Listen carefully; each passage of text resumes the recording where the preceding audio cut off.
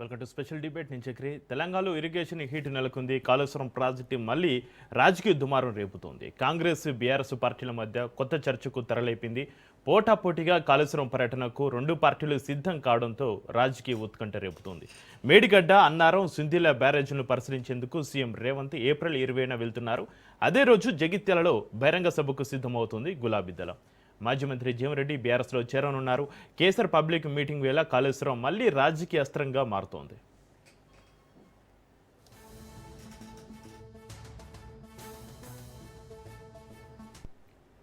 Medigadda barrage 2023 October నెలలో కుంగిపోయింది.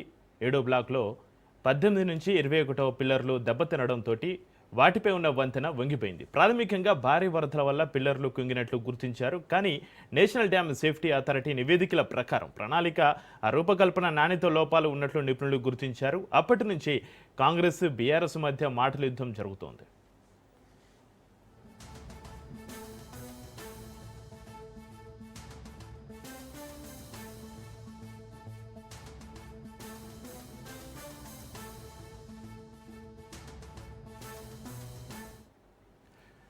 కాళేశ్వరం గులాబీ దళపతి కలల ప్రాజెక్టు బ్యారేజీలను అనుసంధానంగా నిర్మించారు. వాటి ఆధారంగా నీటిని మళ్లించారు. గోదావరి నుంచి నీటిని ఎత్తిపోసి రంగారెడ్డి జిల్లా వరకు తరలిస్తున్నారు. అయితే మేడిగడ్డ బ్యారేజీ పిల్లర్లు కుంగడంతో నీటిని ఎత్తలేదు. 2.5 ఏళ్ల తర్వాత మరమ్మతులకు సిద్ధమవుతుంది రేవంత్ సర్కార్.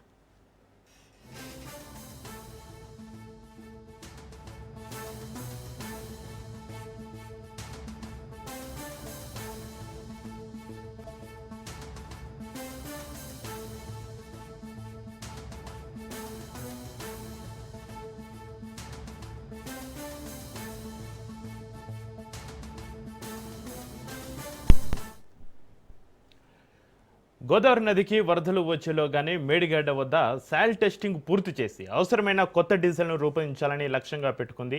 నేషనల్ డ్యామ్ సేఫ్టీ అథారిటీ ఇచ్చే మార్గదర్శకాలకు అనుగుణంగానే ప్రభుత్వం ముందుకు వెళ్తుందని నీటిపారుదల శాఖ మంత్రి ఉత్తమ్ కుమార్ స్పష్టం చేశారు. దీంతో ముఖ్యమంత్రి మేడిగడ్డ పర్యటనపైన ఉత్కంఠ నెలకొంది. ఇక ఇదే అంశంపైన చర్చిద్దాం. మనకు అందుబాటులో ఉన్నారు ప్రముఖ రాజకీయ విశ్లేషకులు డాక్టర్ అంది సత్యం గారు.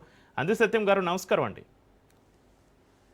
నమస్తే సత్యం గారు, national dam safety authority NDSA నివేదికలో డిజైన్ నాణ్యత లోపాలు ఉన్నాయని పేర్కొన్నారు. మరి అప్పటి ప్రభుత్వం కేవలం భారీ వరదల వల్లే అని చెప్పడాన్ని మీరు ఎలా విశ్లేషిస్తారు సత్యం గారు? ఇప్పుడు వరదల వల్ల కన్స్ట్రక్షన్ లేకపోతే డిజైన్ లోపంలో కుంగిపోయిందా, మొత్తం రిజల్ట్ ఏమిటంటే కుంగిపోయింది వాస్తవం. తర్వాత 1,00,000 కోట్లు పెట్టి ఖర్చినటువంటి ప్రాజెక్టు సహజంగానే ప్రజలకు బాధ అయింది. ఇంతలోనే ఎట్లా కుంగిపోయిందని. 60 ఏళ్ల కింద కట్టిన నాగార్జున సాగర్, 60 ఏళ్ల కింద కట్టినటువంటి శ్రీరామ్ ప్రాజెక్టు, 150 ఏళ్ల కింద కట్టినటువంటి బ్యారేజీలు, ప్రకాశం బ్యారేజీ, ధవళేశ్వరం బ్యారేజీ, ఇవన్నీ స్థిరంగా ఉండగా ఇది ఊరిపోవటంతో ప్రజలు కుంగిపోవటంతో ప్రజలు పోల్చి చూడటం మొదలుపెట్టారు. దీని మీద చర్చ ఎక్కువైతా ఉంటే ఇంకా కొంత కంపారిజన్ ఎక్కువయ్యే అన్యాయం. కట్టిన 3 ఏళ్లలోనే బ్యారేజీలు కుంగిపోవటం అనేది అది మన బీఆర్ఎస్ ఓటమిలో ఒక అరడజన కారణాల్లో ఇది కుంగిపోవటం కూడా ఒక కారణం. తర్వాత కాంగ్రెస్ బాగా ఎక్స్పోజ్ చేయగలిగింది, దీన్ని ప్రజల్లోకి తీసుకెళ్ళింది, చర్చనీయాంశంగా చేసింది. దాంతో ఖచ్చితంగా బీఆర్ఎస్ నష్టపడింది. దాన్ని పూడ్చుకోవాలని ప్రయత్నం చేసినా అది పెద్ద దానికి ఒక క్రెడిబిలిటీ రావట్లేదు. మా లోపం ఏం లేదన్నా, లేకపోతే కాంగ్రెస్ ఎక్కువ చేసి చెప్తుందన్నా, ఇటువంటి ఎన్ని ఆర్గ్యుమెంట్స్ ఉన్నా ఇవాళ నీళ్లు నిలవని పరిస్థితి ఉంది. ఈ నీళ్లు నిలవటానికి కూడా NDSA స్ట్రిక్ట్గా ఓపెన్గా దాంట్లో నీళ్లు నిల్వ చేయడానికి వీల్లేదు అని చెప్పేసి హుకుం జారీ చేసింది. దాంతో నీళ్ళు నిలవకపోవటంతో మరింత ఎఫెక్ట్ ఉంటుంది. దాదాపు 17-18 లక్షల ఎకరాలు దాన్ని ఇరిగేషన్ ఉంది అనుకున్నటువంటి బ్యారేజీ పనిచేయకపోవటంతో, తర్వాత అంతకుముందే మళ్ళీ వరదలప్పుడు మోటార్లు మునిగిపోవటం, వాటికి కూడా కోట్లాది రూపాయల నష్టం జరగటం, అక్కడ కూడా డిజైన్ లోపం అని చెప్పేసి చర్చ రావటం, ఇవన్నీ కూడా కాళేశ్వరం 10 ఏళ్లలో కట్టాల్సింది 5 ఏళ్లనే కట్టగలిగారు. కానీ 100 ఏళ్ల తర్వాత రావాల్సిన రిపేర్స్ 3 ఏళ్లకే వచ్చినాయి. అవును. దీంతో ఇవాళ కాంట్రవర్షియల్ అయింది. ఉమ్, ఖచ్చితంగా అది బీఆర్ఎస్కి నష్టం జరిగింది. అయితే ఇప్పుడు రిపేర్ ఆలస్యం కావటానికి అడ్మినిస్ట్రేషన్ ప్రొసీజర్ కూడా ఉంది. అంటే ఎన్డీఏసీ పరీక్ష చేసి మళ్ళీ సాయిల్ టెస్ట్ చేయాలి, మళ్ళీ డిఫరెంట్ టెస్టులు చేయాలి. అవును. అవన్నీ చేసిన తర్వాతే డిజైన్ రూపొందించాలి. దాని ఆధారంగానే మళ్ళీ పునర్నిర్మాణించాలి అనేటువంటిదంతా చర్చనీయాంశంగా మారింది. తర్వాత మరొక వైపు కాంట్రాక్ట్ చేసినటువంటి వాళ్ళే బాధ్యత వహించాలి. మేము కాదు, మాకు క్లియరెన్స్ సర్టిఫికెట్ ఇచ్చారు, అందుకని మేము ఎందుకని వాళ్ళు ఉత్తమ్ కుమార్ రెడ్డి హెచ్చరికతోటి మళ్ళీ మంచిది మేము బాధ్యత తీసుకుంటాం అంటాం. ఇవన్నీ ఉన్నాయి. ఏదేమైనా ఇప్పుడున్నటువంటి మంత్రివర్గం అయినా, పోయినటువంటి ప్రభుత్వం అయినా, లేకపోతే ఎన్డీఏసీ అయినా, ఇవన్నీ కూడా ఒకటే ఏంటంటే టెక్నికల్ అడ్వైజర్ ప్రకారం కట్టాల్సిందే. రాజకీయాల కోసం గబగబ కట్టడం లేదా ఆలస్యం చేయటం అనేది కుదరదు. అందుకని ఇప్పుడు రాష్ట్ర ప్రభుత్వం మరి రేవంత్ రెడ్డి మాట మాటకు ఎన్డీఏసీ డైరెక్షన్లే కట్టాలని చెప్పేసి హెచ్చరికలు జారీ చేస్తుంది. ఎందుకంటే ఆయన భయం ఏమిటంటే ఉమ్, మళ్ళీ బ్యారేజ్ కూలిపోతే మమ్మల్ని అనగా మీరు గడితింటి కూలిపోతారు అంటారు అన్న భయంతో ఉమ్, రాష్ట్ర ప్రభుత్వం కాదు, ఎన్డీఏసీ, నేషనల్ వాటర్ కమిషన్ ఇటువంటి వాటిలో సలహా తీసుకొని కట్టాలని చెప్పేసి అంటా ఉన్నాడు. కాబట్టి ఏదైనా ఇది ఒక పొలిటికల్ ఇష్యూ అయింది. సక్సెస్ఫుల్గా కాంగ్రెస్ గెయిన్ అయింది, ఉమ్, బీఆర్ఎస్ లాస్ అయింది. ఇప్పుడు రిపేర్ చేయాల్సిన బాధ్యత అయితే ఉంది. 1,00,000 కోట్లు మనం సుమారుగా ఖర్చు పెట్టినటువంటి ప్రాజెక్ట్ అట్లానే ఉంచితే చాలా నష్టం. రెండవది మనకు ప్రాజెక్టు వాడితే కూడా మన సంవత్సరానికి దరిదాపు 13,000 కోట్ల అసలు వడ్డీ 1937 నాటికి పూర్తిగా మనం చెల్లించాలి వడ్డీ అసలు కూడా. ఇటువంటి పరిస్థితుల్లో అదొక భారం దానివల్ల ఉత్పత్తి కాకపోతే. అందుకని ఏదేమైనా రాష్ట్ర ప్రభుత్వం ఎట్టకేలకు సమ్మర్ అయిపోయేలోపు వీటికి కావాల్సినటువంటి సాయిల్ టెస్ట్ అన్ని అయిపోవాలి, ఒక రిపోర్ట్ కావాలని రాష్ట్ర ప్రభుత్వం అంటుంది. తర్వాత రెండవది 20వ తారీఖు నాడు ముఖ్యమంత్రి విజిట్ చేయటం అనేది దాదాపు 10 రోజుల కింద పెట్టుకున్నటువంటి ప్రోగ్రాం. ఉమ్, అట్లాగే జగిత్యాల 20వ తారీఖు బహిరంగ సభ అనేది ఆ తర్వాత నిర్ణయించినటువంటిది. కాబట్టి ఒకళ్ళ మీద ఒకళ్ళు పోటీకి దీన్ని పెట్టుకుర్రని నేను అనుకోవట్లేదు. ఉమ్, కాబట్టి ఇవాళ ఉన్నటువంటి పరిస్థితుల్లో జగిత్యాల ఇష్యూ వేరు, కాళేశ్వర్ ఇష్యూ వేరు. ఒకవేళ ఏదైనా రేవంత్ రెడ్డి స్టేట్మెంట్ ఇవ్వచ్చు పిఆర్ఎస్ మీద 1,00,000 కోట్లు పెడితే నిర్వీర్యం అయిపోయిందని స్టేట్మెంట్ ఇవ్వచ్చు. ఈ పొలిటికల్ వార్ నడుస్తూనే ఉంటుంది. మనం అంటే వాళ్ళని సత్యం గారు నివారించలేము కూడా సత్యం ఇష్యూ గారు ఉన్నప్పుడు. సత్యం గారు కేసీఆర్ జగిత్యాల్లో సభ నిర్వహించే రోజే సీఎం రేవంత్ రెడ్డి మేడిగడ్డ పర్యటన ఒక యాదృచ్ఛంగా పర్యటనకు చూడాలంటారా? అసలు రేవంత్ సర్కార్ వ్యూహం ఏమైనా ఉందంటారా? ఖచ్చితంగా యాదృచ్ఛికమే అంటున్నా నేను. ఎందుకంటే ఇది ఎప్పటి నుంచో 20వ తారీఖు ముఖ్యమంత్రి విజిట్ చేస్తారని అంటున్నారు. ఉమ్, కాబట్టి ఆ తర్వాతనే జీవన్ రెడ్డి చేరిక డేట్ ఫిక్స్ కావటం ఇవన్నీ కొద్దిగా ఒక 2-3 రోజులు వెనకాల జరిగింది. తర్వాత రెండోది రెండింటికి ఈయన చేరికకు దానికి ఉంటుందని నేను అనుకోవట్లేదు. కాకపోతే జగిత్యాల జరిగే సభలో కేసీఆర్ మాట్లాడేటువంటి వాటిని బట్టి రేవంత్ రెడ్డి కూడా రియాక్ట్ అయ్యేటువంటి అవకాశం ఉంది. ఒకరినొకరు వాటి మీద రియాక్ట్ అయ్యే అవకాశం ఉంది. ఉమ్, సహజంగానే ఈ పోటీ ప్రధాన ప్రతిపక్ష నాయకునికి ముఖ్యమంత్రికి మధ్య ఉండే పోటీగానే చూస్తారు ప్రజలు. కాబట్టి ఎవరు దీన్ని డిక్టేట్ చేస్తారు, ఎవరు కమాండ్ చేస్తారు, ఎవరు డిఫెన్స్లో పడతారు, ఇటువంటి ప్రజలు చూస్తుంటారు. ఎస్. కాబట్టి డిఫెన్స్లో పడకుండా ఎఫెన్స్లో ఉండేటట్టుగా ఇద్దరు చూసుకునే అవకాశం ఉంది మాటల ద్వారా. ఉమ్. అయితే సత్యం గారు ఇప్పుడు కుంగిన పిల్లర్లకు మరమ్మతులు చేయడం సాధ్యమేనా సత్యం గారు? అంటే మనము రాజకీయాల్లో లేకపోతే ఊహలో పనికిరావు దీనికి. ఉమ్, టెక్నికల్ పర్సన్సే దీన్ని నిర్ణయించాలి.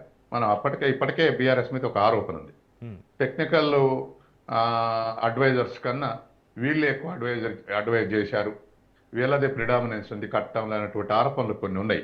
ఉమ్, కాబట్టి ఇప్పుడు కూడా ఇప్పటికైనా ముఖ్యమంత్రి బాగా తెలివికల్లుడు కావచ్చు, ఇరిగేషన్ మంత్రి హైలీ ఎడ్యుకేటెడ్ కావచ్చు, ప్రతిపక్ష నాయకుడు అన్ని రకాల తెలివిలు ఉండొచ్చు, కానీ ఈ తెలివితేటలు టెక్నాలజీ మీద పనికిరావు. ఉమ్, కాబట్టి టెక్నికల్ పరంగా అడ్వైజ్ తీసుకుని కన్స్ట్రక్ట్ చేయాలి తప్ప మన తెలివితేటలు ఉపయోగించి దాన్ని మిస్లీడ్ చేయడం కరెక్ట్ కాదు. కాబట్టి ఇప్పటికైనా ఆ టెక్నికల్ అసిస్టెన్స్ సెంట్రల్ ఎక్స్పర్ట్స్ నుంచి అడ్వైజ్ చేసుకుంటూ తీసుకోవటమే మంచిది. ఎందుకంటే ఉమ్, ఇవాళ ఉన్నటువంటి పరిస్థితుల్లో ఏదైనా నిర్ణయించింది వాళ్ళే, వాళ్ళ ప్రకారమే పోవటం మంచిది. ఆ విధ మళ్ళీ ఇది డ్యామేజ్ అయితే సహజంగానే అసలు ప్రభుత్వాల మీదనే ప్రజలకు ఏవగింపు వచ్చేటువంటి అవకాశం ఉంది. దరిదాపు అది నిలబడితే, బ్యారేజ్ నిలబడితే ఉమ్, 4-5 జిల్లాలకు నీటిపారుదల సౌకర్యం లభిస్తుంది. ఎస్ కరెక్ట్ కొన్ని కరెక్ట్. జిల్లాలకు ఆరుతడి, కొన్ని ఉమ్, జిల్లాలకు రెగ్యులర్ వచ్చే అవకాశం ఉంది. ఎస్ కాబట్టి ఏవగింపు పెరుగుద్ది అవును. ఏ రాజకీయ నాయకుల మీద, ప్రభుత్వాల మీద. సత్యం గారు, రేవంత్ సర్కార్ కొత్త డిజైన్లతోటి వెళ్ళడం వల్ల పాజిటివ్ స్వరూపం మారిపోయే అవకాశం ఏమైనా ఉందంటారా సత్యం గారు? కొత్త డిజైన్ పోవట్లే. బ్యారేజీలు తీసేసి మళ్ళీ కొత్త బ్యారేజీలు కట్టట్లేదు. ఉన్న బ్యారేజీలే రిపేర్ చేస్తారు.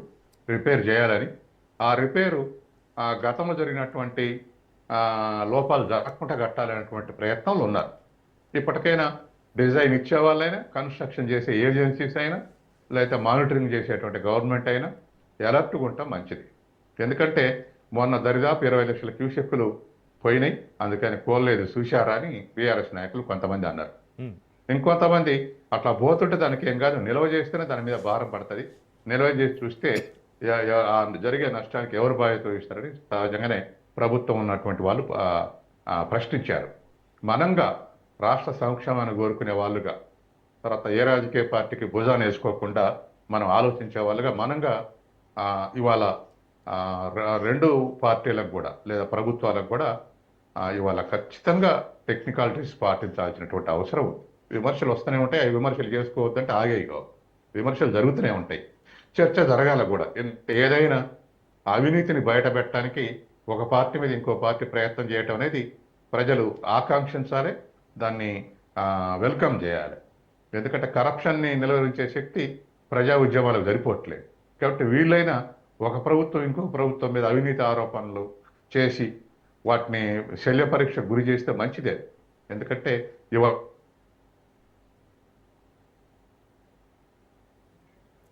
రైట్.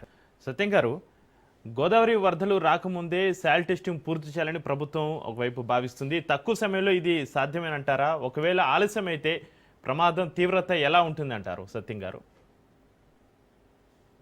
ప్రమాద తీవ్రత ఏముండదు, కానీ ఇంకా బ్యారేజ్ ఇప్పటికే మొన్న వానాకాలం 15 నుంచి 20 లక్షల క్యూసెక్కుల మధ్య ఆడ ప్రవాహం నడిచింది.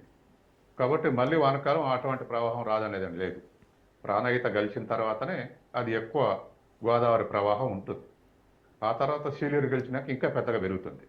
ఏదేమైనా ఆయాస్కట్లు చూడటం కాకుండా ఆలస్యం అయితే ఎంత నష్టం అనేటువంటిది చూడాలి.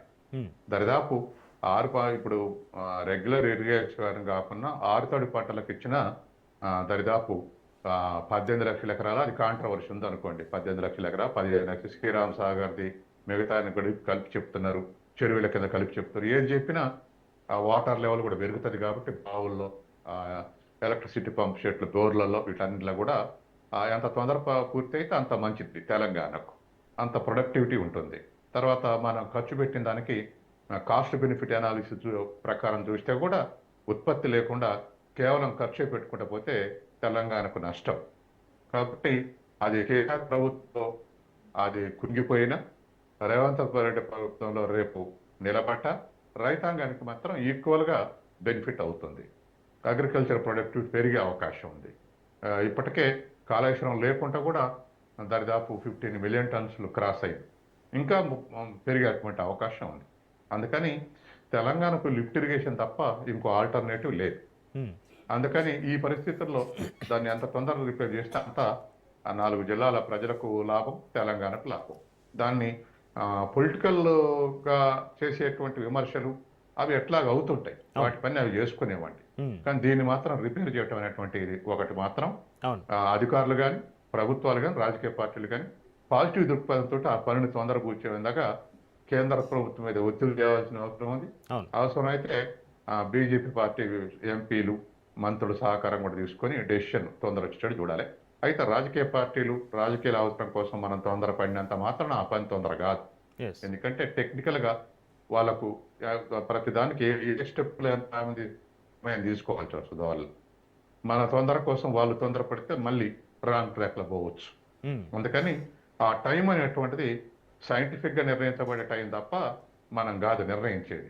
కాబట్టి ఏదేమైనా మరి ఈ సమ్మర్ పోతే మళ్ళీ టెస్టింగ్లకు అవకాశం ఉండదు, ఇప్పట్లో అవకాశం ఉండదు. ఉమ్, రేపు జూలై నుంచి వరదలు వచ్చినాయి అనుకోండి, వరదలలో టెస్టులు చేయైతే కాదు, అవును గోదావరి పొంగితే. కాబట్టి ఆ లోపే టెస్టులు చేయాలనేది మన రేవంత్ రెడ్డి స్టేట్మెంట్లో అవుపడింది మనకు. ఇవాళ కూడా ఉత్తమ్ కుమార్ రెడ్డి అదే అన్నాడు.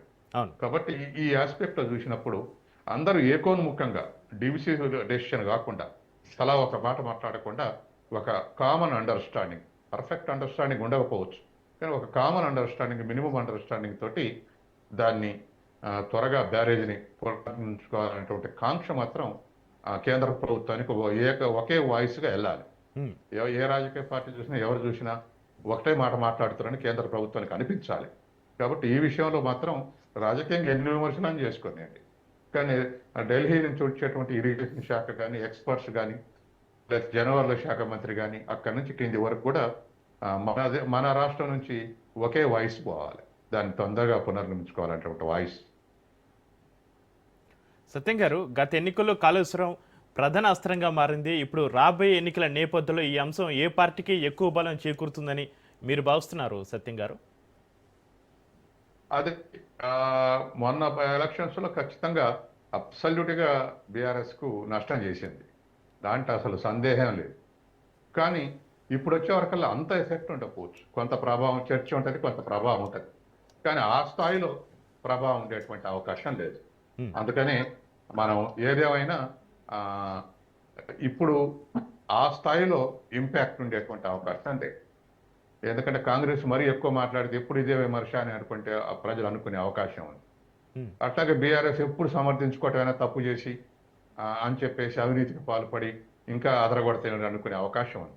కాబట్టి దాని మీద పెద్ద చర్చ చేస్తే గత అధికారంలో మార్పిడి జరిగినంత స్థాయిలో ఇంపాక్ట్ ఉంటుందని నేను అనుకోను. తర్వాత రెండోది, ఈ విమర్శ కాళేశ్వరం చర్చ కూడా రొటీన్గా మారిపోయింది, అంటే రోజువారీ చర్చగా మారిపోయింది. కాబట్టి ఎలక్షన్ల ముందలనే చర్చ జరిగితే అది వేరు, కానీ రొటీన్గా జరుగుతున్నప్పుడు చర్చ దాని ఇంపాక్ట్ కొంత తక్కువ ఉంటుంది. ఇప్పుడు 2-3 ఏళ్ల నుంచి ఆ చర్చ జరుగుతుంది కాబట్టి దాని ఇంపాక్ట్ తక్కువ ఉండే అవకాశం ఉంది. అకస్మాత్తుగా ఇష్యూ రేజ్ అయితే ఖచ్చితంగా ఎక్కువ ఇంపాక్ట్ ఉంటుంది. ఎలక్షన్ల ముందల అటువంటి జరిగింది కాబట్టి కాళేశ్వరం ఆనాడు బాగా ఎఫెక్ట్ ఉంది. ఇప్పుడు ఆ ఎఫెక్ట్ కొద్దిగా తగ్గేటువంటి అవకాశం ఉంది, whether it is positive side or negative side. గారు, జగిత్యాల సభలో జీవన్ రెడ్డి రేపు బీఆర్ఎస్లో చేరుతుండడం ఉత్తర తెలంగాణ రాజకీయాల్లో ఎలాంటి మార్పులకు సంకేతం? ఇది కాంగ్రెస్ పార్టీను బలహీనపరుస్తుంది అంటారా సత్యం గారు? ఖచ్చితంగా కరీంనగర్లో నెగిటివ్ ఎఫెక్ట్ ఉంటుంది కాంగ్రెస్ మీద, బీఆర్ఎస్కు పాజిటివ్ ఎఫెక్ట్ ఉంటుంది. ఎందుకంటే బీఆర్ఎస్ నాయకత్వం అంతా కరీంనగర్ నుంచే వచ్చింది. వాస్తవానికి ఏ సంఘటన జరిగినా కరీంనగరే బీఆర్ఎస్ నిలబెట్టింది గతంలో. కాబట్టి సహజంగానే జీవన్ రెడ్డి కేసీఆర్తో గెలిస్తే ఇంకొంత in favour of BRS effect ఉండేటువంటి అవకాశం ఉంది. జీవన్ రెడ్డి వల్ల తెలంగాణ మొత్తం ఎఫెక్ట్ ఉండేటువంటి అవకాశం లేదు. ఆయనకు తెలంగాణ మొత్తంలో పర్యటించినటువంటి సంఘటనలు కూడా తక్కువ. తెలంగాణ మొత్తం లీడర్షిప్ తోటి ఒక ప్రజలతో సంబంధంగా అటువంటివి ఏమి లేవు. ఏవైనా ఫ్రెండ్షిప్ వల్ల కొంతమంది కొన్ని పరిచయాలు ఉండొచ్చు, కానీ కరీంనగర్లో మాత్రం నేను స్ట్రాంగెస్ట్ లీడర్, తర్వాత ప్రజలు కూడా ఇష్టమైనటువంటి లీడర్. అవును, అందుకని ఒకసారి గెలిచినా ఒకసారి ఓడిపోయినా దాదాపు 40 ఏళ్ళు రాజకీయ కరీంనగర్ రాజకీయ ప్రజలతోటి ప్రత్యక్ష సంబంధం ఉంది. అదే ఆ సంబంధం ఉంది కాబట్టే కాంగ్రెస్ పార్టీ అధికారం లేనప్పుడు, బీఆర్ఎస్ పార్టీ అధికారం ఉన్నప్పుడు బీఆర్ఎస్ మొత్తం మంత్రులు గునుకున్న గ్రాడ్యుయేట్ ఎమ్మెల్సీగా జీవన్ రెడ్డి గెలిచాడు. ఆ తర్వాత వెరీ సింపుల్ మ్యాన్, కౌంటింగ్ నాడు నేను కరీంనగర్లో అక్కడే ఉన్నా, కౌంటింగ్ దగ్గర టీచర్స్ ఎమ్మెల్సీ గురించి పోయి ఉన్నా. కాబట్టి సహజంగానే ఆయన డబ్బులు పెట్టకుండా గెలిచాడు, అది చెప్పగలను. తర్వాత ఆయన డబ్బులు సంపాదించుకోవడానికి కూడా పదవులు పెద్ద ఉపయోగించుకుంది లేదు, ఆరోపణలు కూడా తక్కువ. అటువంటి మనిషి పోతే కాంగ్రెస్కు నష్టమే, కానీ అదేదో పెద్ద రాష్ట్ర వ్యాప్తంగా పడుతుంది అనుకో. తర్వాత రెండవది, ఆ నష్టాన్ని పోర్చడానికి సిట్టింగ్ ఎమ్మెల్యే ఉన్నాడు. ఇప్పుడు తనే సిట్టింగ్ ఎమ్మెల్యేని పోతేనేమో కొంత ఎక్కువ ఇంపాక్ట్ ఉంటుంది, కానీ దాన్ని మినిమైజ్ చేయడానికి ఇప్పుడు ప్రజెంట్ ఎమ్మెల్యే కూడా ఉన్నాడు కదా, సంజయ్. కాబట్టి అది కొంత జీవన్ రెడ్డి పలుకుబడిని రెసిస్ట్ చేసే అవకాశం సిట్టింగ్ ఎమ్మెల్యే ఉన్నాడు కాబట్టి. ఏదేమైనా ఇవాళ ఒక్క జీవన్ రెడ్డి ఫ్యాక్టరే కాదు, కానీ ఏదేమైనా కరీంనగర్ జిల్లాలో ఖచ్చితంగా కాంగ్రెస్ కొంత నష్టం. ఆయనకు మంచి పేరున్న లీడరు, ఆయన ఎందుకు కన్విన్స్ చేయలేకపోయారో తెలియదు. కానీ ఆ తర్వాత రేవంత్ రెడ్డి అన్న మాట ఏంటంటే నేనంటే ఓరవకనే అట్లా పోయిండు. పిసిసి అధ్యక్షుడిగా ప్రయత్నం చేసిండు ఆయన, కాలేదు. నేను పిసిసి అధ్యక్షుడైనందుకు తను వెంజెన్స్గా ప్రవర్తిస్తున్నాడు. ఉమ్, పోయి కేటీఆర్ దగ్గర కేటీఆర్ తోటి జత కట్టిండు నా మీద వ్యతిరేకతతోటే అని చెప్పేసి రేవంత్ రెడ్డి ఒక స్టేట్మెంట్ ఇచ్చాడు. ఉమ్, దాని ఆధారంగా మనం చేసే అనాలిసిస్ ఏమిటంటే తనకు బండి సంజయ్ ఆడున్న సంజయ్ ఎమ్మెల్యే వ్యతిరేకతతో పాటు రేవంత్ రెడ్డి వ్యతిరేకత ఉన్నది అనేటువంటిది స్పష్టం. ఉమ్, దీంతో బహుశా రేవంత్ రెడ్డి ఉన్నంత కాలం నాకు స్కోప్ లేదు, తర్వాత సిట్టింగ్ ఎమ్మెల్యే వేరే వాళ్ళు ఉన్నంత కాలం నాకు టికెట్ వచ్చే అవకాశం లేదు పర్టికులర్గా వచ్చే ఎన్నికల్లో. కాబట్టి ఈ ఫ్యాక్టర్స్ కూడా ఒక కారణం. తర్వాత రెండోది, బీజేపీలో చేరదామంటే పార్లమెంట్ ఎలక్షన్ల వరకు కాంగ్రెస్కి ఆల్టర్నేటివ్ బీజేపీ అనుకున్నాం పార్లమెంట్ సీటు గెలుపుని బట్టి. కానీ లోకల్ బాడీ ఎలక్షన్ జరిగినాక, పంచాయతీరాజ్ కానీ మున్సిపాలిటీ ఎలక్షన్ జరిగినాక సెకండ్ పొజిషన్లో బీఆర్ఎస్ ఉంది. బీజేపీ లోకల్ నెట్వర్క్ లేక డేలా పడ్డది. అవును. కాబట్టి సహజంగానే బీజేపీలో చేరిన దానికన్నా బీఆర్ఎస్లో చేరితేనే నేను ఏదేమైనా మళ్ళీ గెలవటం కానీ లేదా అధికారంలోకి వచ్చే నెక్స్ట్ పార్టీ బీఆర్ఎస్ అనేటువంటి భావన ఉండి ఉంటుంది. అందుకే బీఆర్ఎస్లో చేరారు.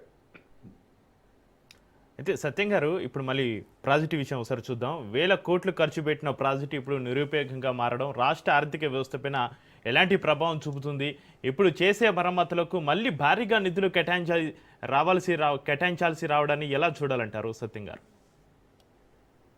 ఇప్పుడు భారీ నిధులు అంటే భారీ కానీ 1000-2000 కోట్లు అయితే అవి రిపేర్ అయ్యేటువంటి అవకాశం ఉంది. కాబట్టి 1000 కోట్లు కాకుండా 10,000-20,000 కోట్లు కాకుండా 2,000 కోట్ల లోపే మనం 2 కావచ్చు, 1000 కావచ్చు, ఏదైనా కావచ్చు. కాబట్టి అది 1,00,000 కోట్లు ఖర్చు చేసినప్పుడు అవి ఖర్చు చేయకపోవడం అనేది వల్ల నిరర్ధకం అయిపోతుంది ప్రాజెక్టు. కాబట్టి ఎంత ఖర్చు అయినా దాన్ని ఉపయోగించుకునే స్థితిలోకి పోవాలి. అది సక్సెస్ అయిందా లేదా అనేది మరొకసారి అది రిపేర్ అయినాక తెలుస్తుంది. కానీ సక్సెస్ అయినా కాకపోయినా మనం అంత ఖర్చు చేసిన తర్వాత దానికోసం ప్రయత్నం చేయటం మాత్రం అవసరం. తర్వాత రెండోది, తెలంగాణలో మరి లిఫ్ట్ ఇరిగేషన్స్ శరణ్యం, గోదావరి కానీ కృష్ణా కానీ లోతులో నుంచి పోతున్నాయి. దరిదాపు 400-500 అడుగుల లోతు నుంచి పోతున్నాయి. కాబట్టి ఆ నీళ్లుకి తెలంగాణకు రావాలంటే లిఫ్ట్ కంపల్సరీ. పార్టీ ఉన్నా లిఫ్ట్ వేయాల్సిందే. కాబట్టి ఈ లిఫ్ట్ ఏ మీదకు దరిదాపు చాలా పెద్ద ఆశ పెట్టుకున్నారు దీని మీద. సంవత్సరానికి దరిదాపు ఒక 180 టీఎంసీలు ఎత్తిపోయొచ్చు. తర్వాత హైదరాబాద్కు ఒక 30 టీఎంసీలు, ఇండస్ట్రీస్ ఒక 16 టీఎంసీలు, అవసరమైతే 230 వరకు పోయొచ్చు అనుకున్నారు. కానీ అది చేపట్టిన తర్వాత అసలు టోటల్ కూడా 2 ఏళ్ళ 3 ఏళ్ళ నడిచిందంతా కలిపితే కూడా 200 టీఎంసీలు దాటలేదు. కాబట్టి ఆ లిమిటేషన్స్ ఏముంటే కొంతకాలం నడిస్తే కానీ తెలియదు. ట్రయల్ అండ్ ఎర్రర్ మెథడ్ ద్వారా దాన్ని మనం అంచనా వేయాలి. కాబట్టి నడవక ముందే 2-3 ఏళ్లనే ఇది జరగటంతో దాని మీద ఒక అంచనా రాలేకపోయారు. ఇప్పటికైనా కేసీఆర్ చేశాడు కాబట్టి వదిలేస్తానటువంటిది కుదరదు కదా, ప్రజలు ఊరుకోరు. కాబట్టి చేయాల్సిందే. ఆ చేయటం అనేది సవ్యంగా జరిగితే కొంతమేరకు మరి నార్త్ తెలంగాణకు బెనిఫిట్ అయ్యేటువంటి అవకాశం ఉంది. ఇప్పుడు శ్రీరామ్ సాగర్ ఉన్న సెకండ్ స్టేజ్ నుంచి ఎప్పుడు నీళ్లు రావట్లేదు. తుంగతుర్తి తర్వాత నీళ్ళు ఎప్పుడు పెద్దగా అందట్లేదు. దీన్ని బాగు చేస్తేనే శ్రీరామ్ సాగర్ సెకండ్ స్టేజ్ కూడా దీని ప్రెజర్ తోటి, వాటర్ ప్రెజర్ తోటి కొంత ఇరిగేషన్కు అవకాశాలు ఏర్పడతాయి. తుంగతుర్తి, సూర్యాపేట తాలూకాలు కూడా. అందుకని సూర్యాపేటలో జిల్లాలో సగభాగం దీంతో ఆఖరిలో నీళ్ళు అందేటువంటి అవకాశం ఉంది. అందుకని ఇప్పుడు ఉన్నటువంటి పరిస్థితుల్లో ఖచ్చితంగా దీన్ని మళ్ళీ పునర్నిర్మాణం చేయాల్సిందే. దీన్ని కొత్త ప్రాజెక్ట్ అంటారా, కాంగ్రెస్ చెప్తున్నట్టు మరొక చోట ప్రాణహిత చేవేళ్ళ దానికోసం చేసినటువంటి ప్రయత్నం అంటారా, ఆ ప్రయత్నం కూడా చేయనీయండి. ఎందుకంటే 10,000 కోట్లు ఖర్చు చేసి దరిదాపు 10-12 కిలోమీటర్లు పూర్తి చేసి ఉన్నది. ఇది రిపేర్స్ అయిపోయినాక ఆ ప్రయత్నం కూడా చేయొచ్చు. రైట్. థ్యాంక్ యూ సత్యం గారు. మీ అభిప్రాయాలు మాతోటి షేర్ చేసుకున్నందుకు. ఇది వాటి స్పెషల్ డిబేట్. చూస్తూనే ఉండండి రాష్ట్ర న్యూస్.